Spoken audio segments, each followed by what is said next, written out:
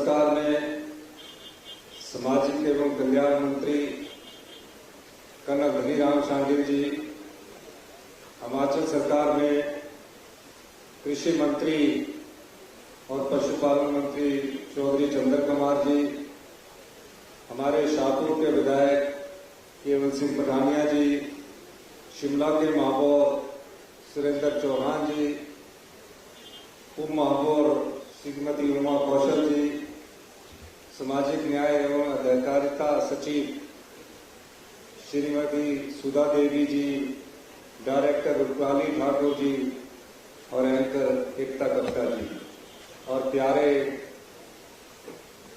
सभी मेरे प्यारे बच्चों, जिस दिन मैं इस रिज मैदान पर खड़ा होकर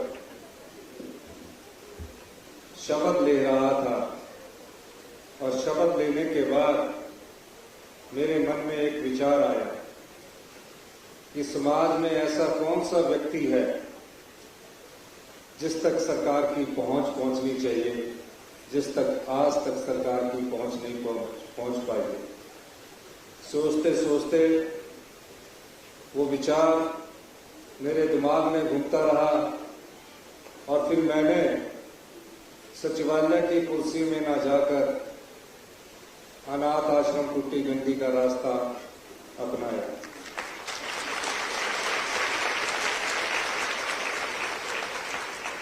लोग मेरा सचिवालय में एक रस्म अदायगी होती है, सभी सचिव सरकारी अधिकारी वहां मेरा इंतजार कर रहे थे और जब मैं टूटी गंडी पहुंचा तो मैंने उन प्यारे बच्चों से बहुत कुछ सीखा, कैसे वो आपसी भाईचारे में रह रहे हैं। मैंने उनके दिल को पढ़ा, उन्होंने मुझसे कुछ नहीं कहा, उनके दिमाग को पढ़ा और मेरे मन में उसी समय एक ऐसी स्थिति पैदा हुई कि जाकर मैं कोई ऐसा फैसला करूं जिससे ये बच्चे अपने जीवन में अपने पैरों पर खड़े हो सके।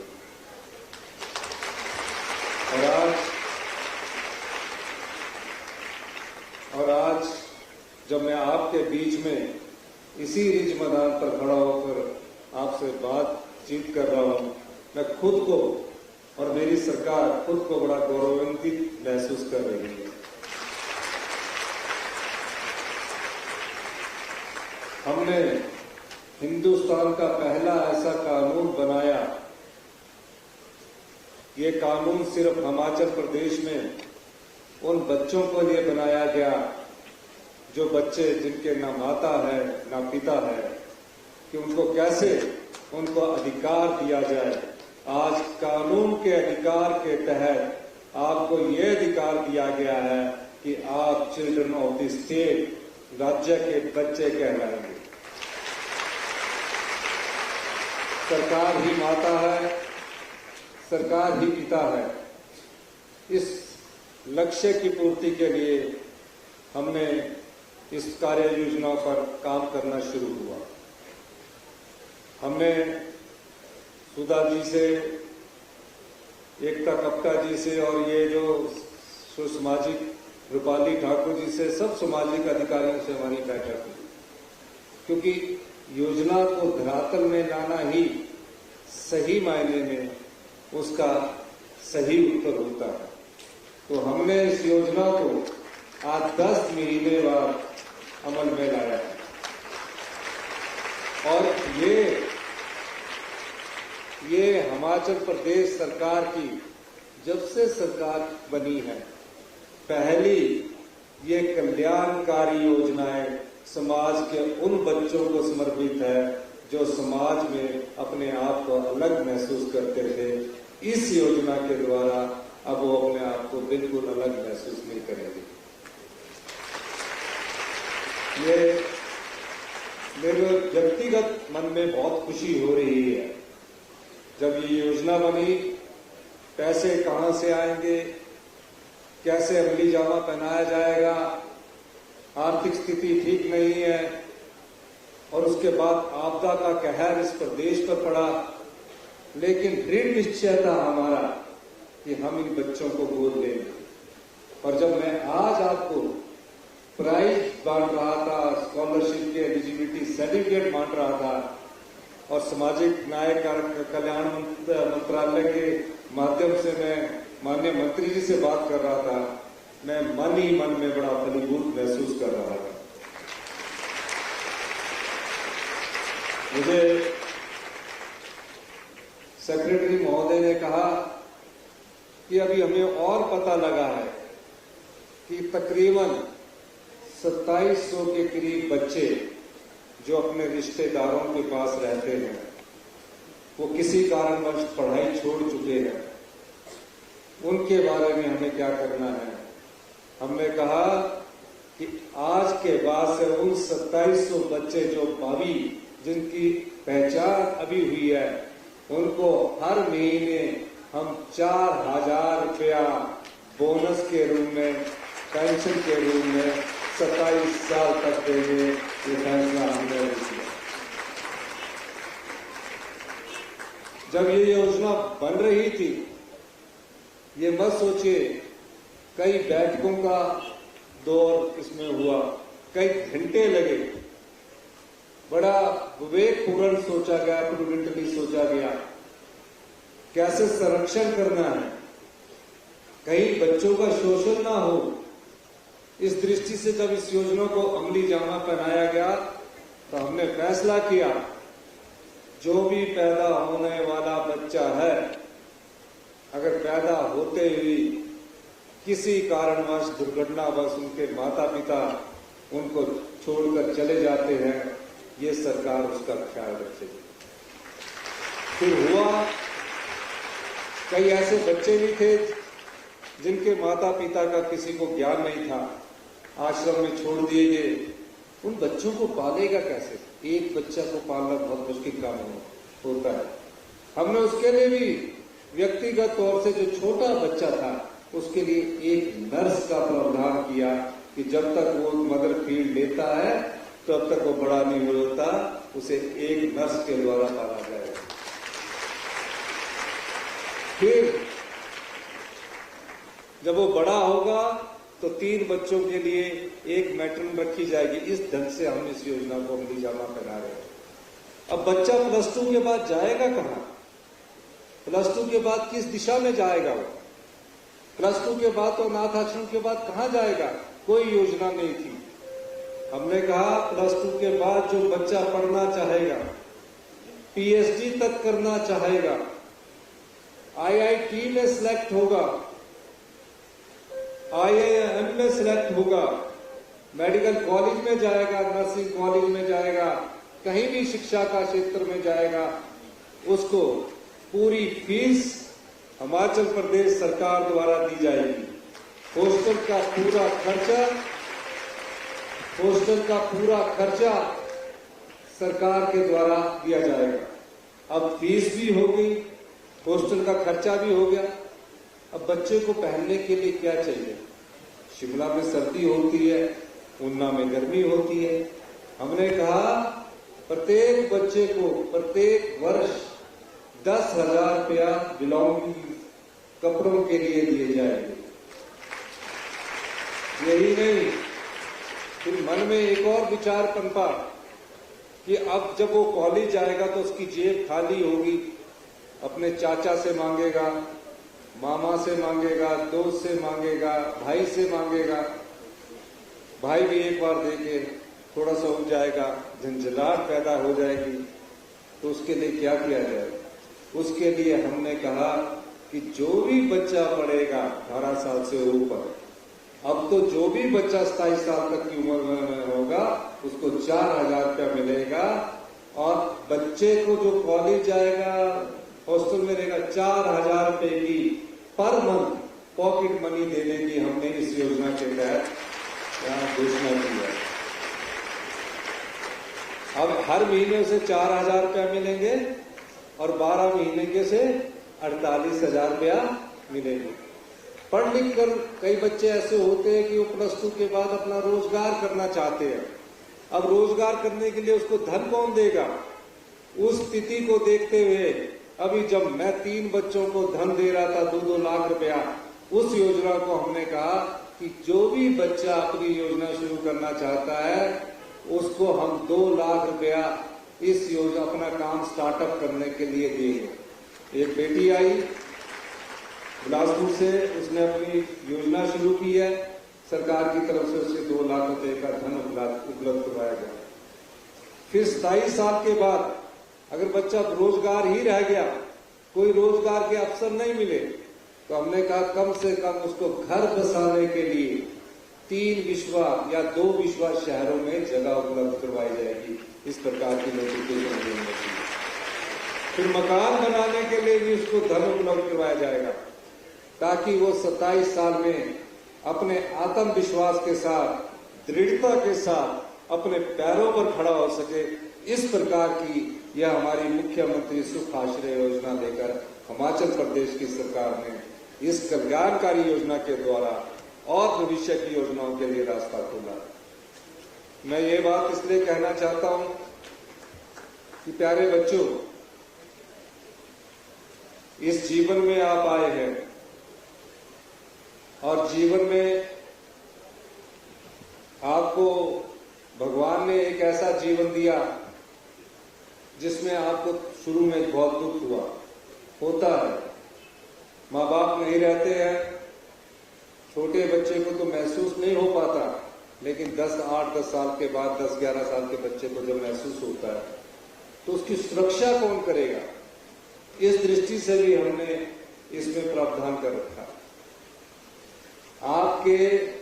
आपके को हम हर साल जितने में हमारे हिमाचल प्रदेश में अनाथ बच्चे हैं उनको 1 साल में 15 दिन का एकेडमिक टूर या एक्सपोजर टूर बनाकर उन्हें घुमाया जाएगा और उस एक्सपोजर टूर में ट्रेन से लेकर एयरप्लेन का खर्चा भी सरकार उपलब्ध करवाएगी। ये आपका अधिकार है।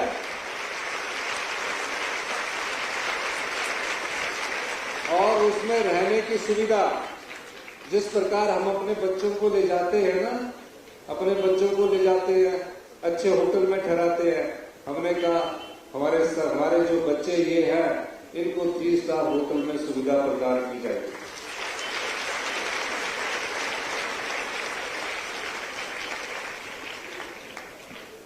इस मुख्यमंत्री सुख आश्रय योजना से आपको अपनी पढ़ाई की दिशा तय करने का मौका मिलेगा।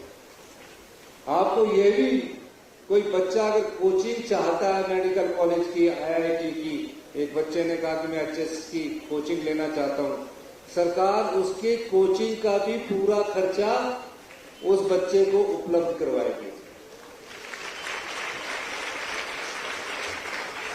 और बेटा, मैं आप बच्चों को ये कहना चाहता हूं, जीवन में कभी अपने आप को अकेला नहीं समझना चाहिए। समाज एक दूसरे को जोड़कर बनता है। समाज में जब आप आते हैं तो समाज की सुरक्षा और रक्षा करने का दायित्व भी आपके ऊपर होता है। आप में से ही कोई बच्चा इस मुख्यमंत्री की कुर्सी पर पहुंच सकता है। लगनशीलता, दृढ़ निश्चय और कर्म से आगे आगे बढ़ोगे। कोई कुर्सी ऐसी नहीं है जो आपकी पहुंच से बाहर ना हो। आप बड़े बड़े डॉक्टर बन सकते हो, आप बड़े बड़े इंजीनियर बन सकते हो, आप राजनीति में आ सकते हो। और शिक्षा में भी कभी आप ये मत सोचना, मैं भी एक आम स्कूल से पढ़ा हूं, टाट के स्कूल से पढ़ा हूं, टाट होता था। आज जब मैं मुख्यमंत्री की कुर्सी पर पहुंच सकता हूं तो आप भी सब इस कुर्सी पर नजर दे सकते हो। गवर्नमेंट स्कूल से आप लोग पढ़े, तो जो शिक्षा को अच्छी तरह पढ़ता है, वो चाहे गवर्नमेंट स्कूल से पढ़ा हो, चाहे वो कॉलेज में पढ़ा हो, चाहे यूनिवर्सिटी में पढ़ा हो, और ध्यानपूर्वक अपने लक्ष्य की ओर बढ़ता है, भगवान भी उसका साथ देता है। तो इस लक्ष्य के लिए आप आने वाले कल के नेता भी हो, आने वाले कल के इंजीनियर भी हो, आने वाले कल के साइंटिस्ट भी हो, आने वाले कल के डॉक्टर भी हो, आने वाले कल के महान खिलाड़ी भी हो सकते हैं। अपने रास्ते से नहीं भटकना। जब छोटी उम्र होती है ना तो रास्ते से भटकते, अपने रास्ते से नहीं भटकना, अपने लक्ष्य की पूर्ति करना। सरकार के पास आपका अधिकार है। कोई भी बच्चा सरकार से अपने अधिकार की बात कर सकता है। ये कोई आप पर दया नहीं है, ये आपको कानूनी अधिकार दिया गया है हमारी सरकार द्वारा। आप कानून के माध्यम से भी अपने अधिकार की लड़ाई लड़ सकते हो। कोई आपको तंग करता है, उसकी शिकायत दर्ज कर सकते हो। इस प्रकार से ये योजना को आपको हमने आपको फायदा दिया है। अभी आने वाले समय में और आप बड़ी योजनाएं देखेंगे, उनका उल्लेख नहीं मैं अभी करना चाहता। महिलाओं से संबंधित हम कई अच्छी योजनाएं आने वाले समय में ला रहे हैं, क्योंकि अभी हमारी स्थिति ऐसी है कि हम आपदा से अभी उभरे हैं और आपदा के बाद हमने आपदा का भी जो चुनौती थी उस चुनौती का डट कर मुकाबला किया और आपदा की लड़ाई भी हमने लड़ाई की तरह न लड़कर हमारी सरकार ने युद्ध की तरह लड़ी है। और आज आपदा से जब हम उभरे हैं, आपदा में प्रभावित परिवार जो 16,000 परिवार है, जिसमें 3,500 घर पूरी तरह नष्ट हो चुके हैं, 13,000 घर पार्शली डैमेज हो चुके हैं, तकरीबन 12,000 करोड़ रुपए का हिमाचल को नुकसान हो चुका है। हमने कहा हम अपने संसाधनों में कटौती करके उन आपदा प्रभावित परिवारों को बचाने का दायित्व भी हमारी सरकार का, और हमने 4500 करोड़ रुपए का पैकेज उन आपदा प्रभावित परिवारों के लिए दिया है। ये सरकार की संवेदनशीलता को दर्शाता है कि जिसका मकान गिर गया उसको 1,30,000 रुपया मिलता था, हमने सीधा बढ़ाकर 7 लाख रुपया कर दिया। और जिसका कच्चा मकान भी गिरा है उसको हमारी सरकार ने कहा कि आपका कच्चा मकान गिरा है, आपका चाहे 3 लाख का था 4 लाख का था, हमने उसको बढ़ाकर भी कहा कि आप अगली बार पक्के मकान में रहो, और हमने उसे 7 लाख रुपया उसे भी दिया।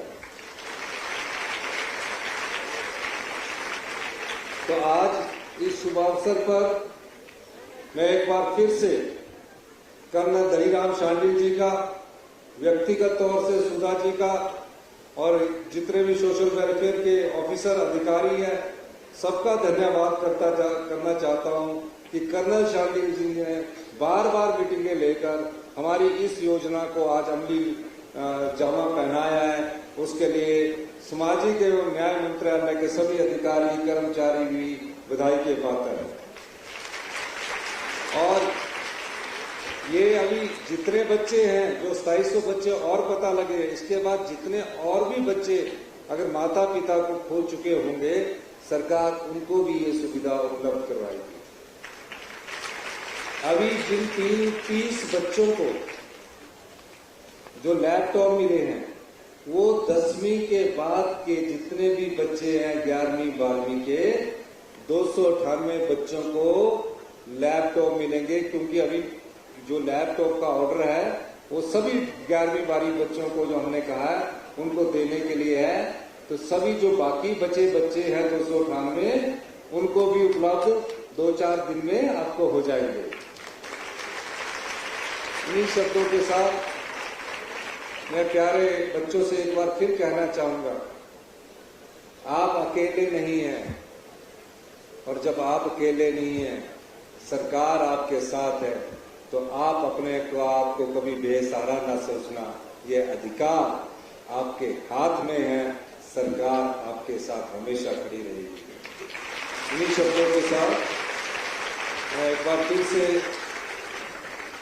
उन प्यारे बच्चों का जो मेहनत करके आगे बढ़ रहे हैं, अपनी दिशा तय कर रहे हैं, एक बार फिर से इस योजना को शुरू होने के लिए समाज के उस अंतिम व्यक्ति तक जहां हमारी पहुंच पहुंची है, हम पहुंचे हैं इस योजना के माध्यम से।